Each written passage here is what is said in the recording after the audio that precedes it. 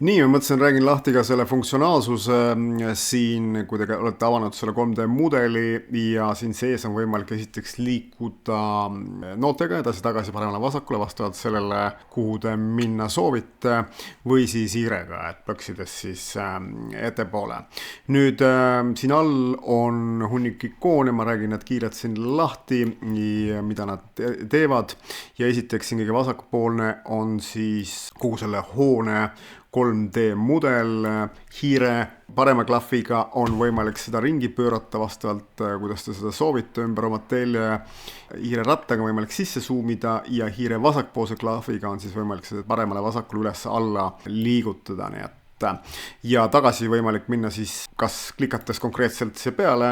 läheb siis juba konkreetse korruse konkreetsesse ruumi ehk niimoodi võimalik siin sees siis navigeerida. Nüüd siin on olemas korruste plaan ehk siin on olemas 3 korrust hetkel.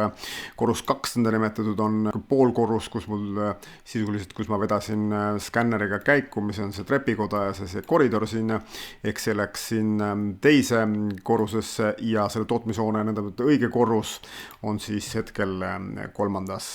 kihis. Nüüd korruseplaane on võimalik siis avada samamoodi, vajutades siis vaata korruseplaani ehk siis pealtvaade siin ja see on nüüd hetkel siis ühe korruse plaan. Nüüd need valged jooned siin, mis siin on välja joonestatud, on sisuliselt nagu sa selle 3D skänni laed üles serverisse, siis AI tänaseks võtab kätte ja tõstab ise välja seinad. Ta teeb kohati küll vigu, aga täna juba päris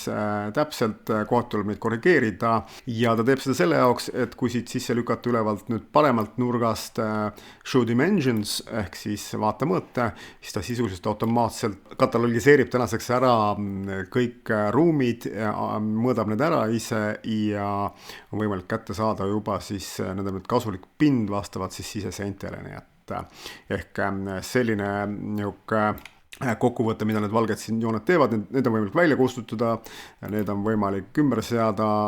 ja need on võimalik ka välja lülitada, et need asjad ei segaks kasutaja kogemust. Nüüd siia sisse minnes või hüpates siis samamoodi, kui kõik asjad on sees, siis te automaatselt näete tänaseks juba ruumide kõrgusi automaatselt, seinte pikkusi, ehk kogu see info on võimalik kätte silmad ette, kui kellelgi seda vaja on, et selline väike ja kiire ülevaade siis kogu sellest funktsionaalsusest siin, et